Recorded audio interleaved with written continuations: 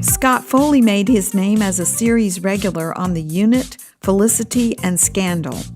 In guest roles on Dawson's Creek, House, Scrubs, and Grey's Anatomy, and in films such as Scream 3. Someone's trying to ruin my movie. Someone wants to kill my movie. His life in acting, and particularly his longtime association with writer and producer Shonda Rhimes, brought him to SCAD to join a panel on Ms. Rhimes' television universe, Shondaland.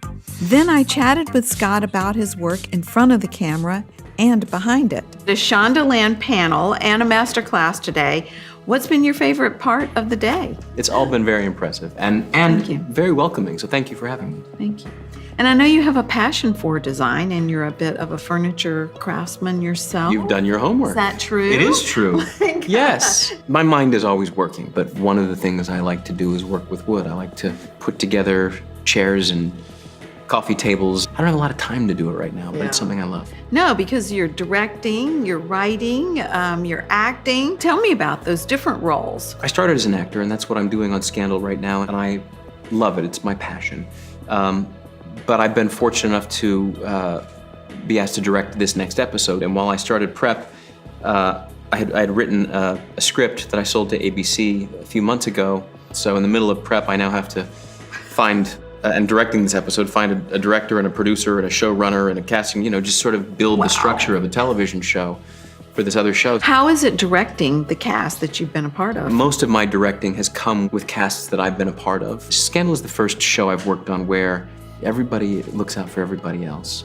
And everybody's grateful to be there, and that's saying a lot, Yes, it is. This is your second Shonda Rhimes My second show with her. project. Why do you think her shows are so successful? And I think her shows are successful because Shonda tells good stories well, and it's that simple. And she sees the worlds that she's creating, they're all in her head, but she has a way of transferring her vision to the page and then to the screen.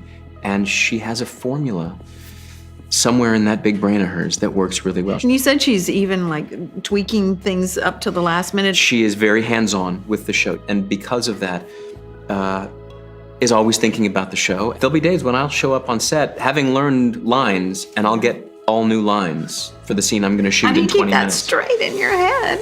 You go back to your trailer and you go over the lines as many times as you can until they knock on your door and say, let's go do it. This character is ingrained in who I am. I did a lot of preparation in the beginning to figure out who this guy was, but he sort of lives in me now. And as long as the words come out the way she wants them, that character is always there. Take me with you.